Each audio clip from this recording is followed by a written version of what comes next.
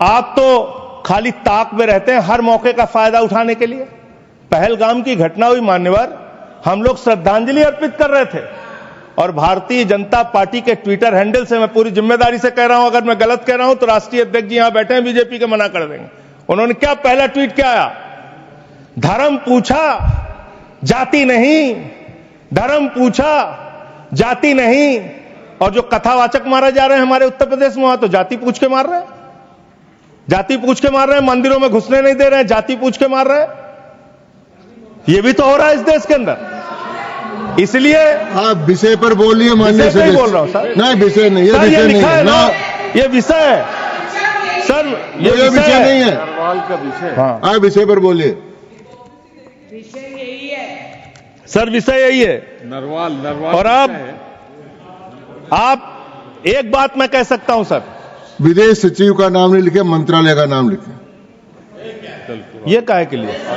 ये है सर, हम ऑफिसर्स अच्छा चलिए ठीक, जो आपको ठीक लगे सर, जैसे आपने ऑफिसर्स का नाम सर, नहीं ले सकते। नो, चलिए सर, नो सर वैसे मैं एक बात कह सकता हूं और सरकार को इसको ध्यान देना चाहिए सर। मैं बड़ी गंभीरता से इस बात को कह रहा हूं।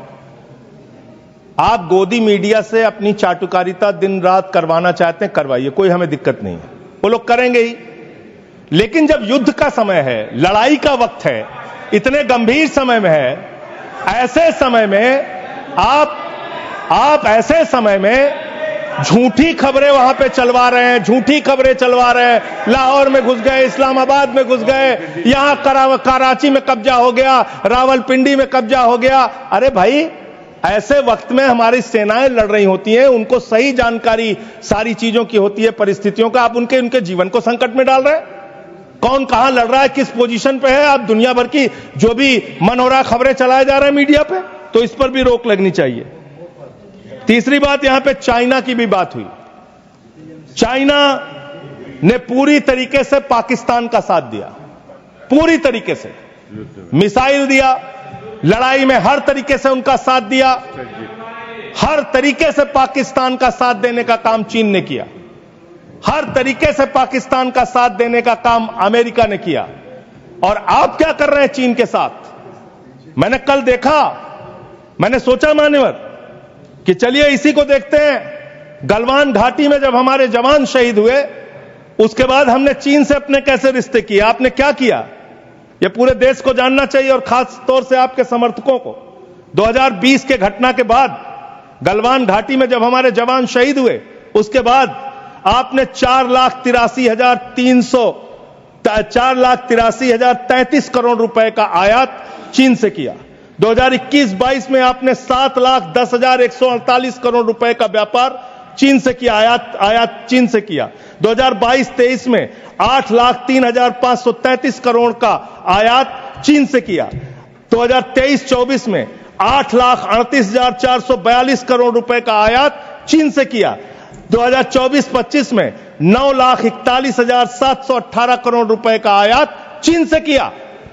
आज चीन को लाखों करोड़, 37 लाख करोड़ रुपए पिछले 5 सालों में आपने 37 लाख करोड़ रुपए का सामान चीन से भारत में आयात किया। आप चीन को रुपया पे रुपया, लाखों करोड़ कमा रहे हैं। माननीय सदस्य, ये अभी कल कुछ कांग्रेस के सदस्य चीन का सवाल पूछ रहे थे। मैं आज पूछना चाहता हूं, 62 के युद्ध में क्या हुआ? 38,000 वर्ग मीटर, पूरा सदन ध्यान से सुने, 38,000 वर्ग मीटर अक्साई चीन का हिस्सा चीन को दे दिया गया। और वर्ग किलोमीटर ही बोला, वर्ग किलोमीटर। और मान्यवर, ऐसी ही चर्चा उस वक्त सदन में हुई। मैं तो बड़ी गंभीरता से जवाब दे रहा हूं, मुझे बोलने नहीं देते। जवाहरलाल नेहरू जी ने क्या कहा? वहां घास का एक तिनका भी नहीं उगता है, वो जगह को क्या करो। तो एक संसद सदस्य ने, नेहरू जी का सर मेरे जैसा था, महावीर प्रसाद त्यागी जी ने कहा कि आपके सर पर भी एक बाल नहीं, वो चीन बेच दे क्या? मान्यवर इस तरह से जवाब देते थे, नॉन सीरियस टाइप के जवाब।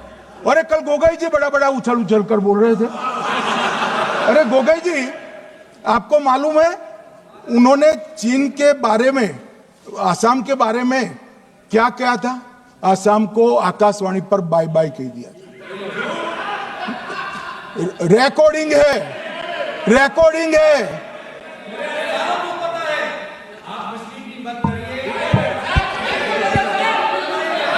मान्यवर, मैं भी सहमत हूं, मैं भी सहमत हूं, पूरे असम को पता है। मान्यवर,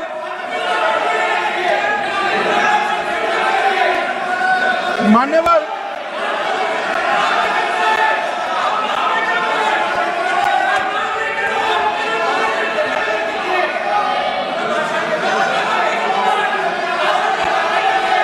मान्यवर, मुझे मालूम है पूरे असम को पता है, इसीलिए तो वो विरोध पक्ष में बैठे हैं वहां पर असम में।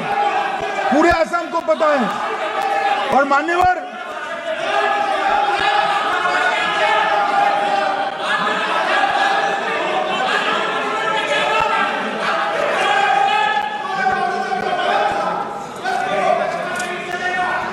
मान्यवर,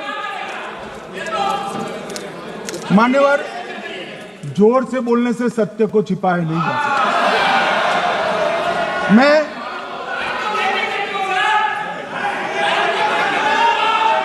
मान्यवर, मैं selected works of Jawaharlal Nehru series volume 29 पृष्ठ 231 पर से एक जवाहरलाल नेहरू जी के पत्र को कोट करना चाहता हूं। अनौपचारिक रूप से संयुक्त राज्य अमेरिका ने यह सुझाव दिया कि चीन को संयुक्त राष्ट्र में तो ले लिया जाए, मगर सुरक्षा परिषद को नहीं। सुरक्षा परिषद में भारत को लेना चाहिए, यह अमेरिका का प्रस्ताव था। नेहरू जी ने कहा, हम इसे स्वीकार नहीं करते क्योंकि इससे चीन के साथ हमारे संबंध खराब होंगे और चीन जैसे महान देश को बुरा लगेगा। मान्यवर, आज चीन सुरक्षा परिषद में है और भारत बाहर है। मोदी जी प्रयास करें अंदर ले जाने का, इसका कारण जवाहरलाल नेहरू का ये स्टैंड है।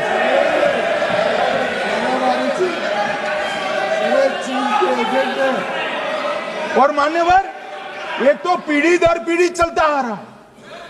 राजीव गांधी फाउंडेशन ने चीन के साथ एमओयू कर दिया। अब कहते नहीं है कि एमओयू में क्या था, ये तो बताओ भाई, क्या एमओयू किया था राजीव गांधी फाउंडेशन ने? और जब डोकलाम में हमारे सेना के जवान चीन की सेना के सामने आंख में आंख डालकर बैठे थे, वो चीन के राजदूत के साथ राहुल गांधी मीटिंग कर रहे थे। ये मान्यवर, ऐसा नहीं है। जवाहरलाल नेहरू, सोनिया गांधी, राहुल गांधी, तीन पीढ़ी तक के चीन का प्रेम उतरता जा रहा है।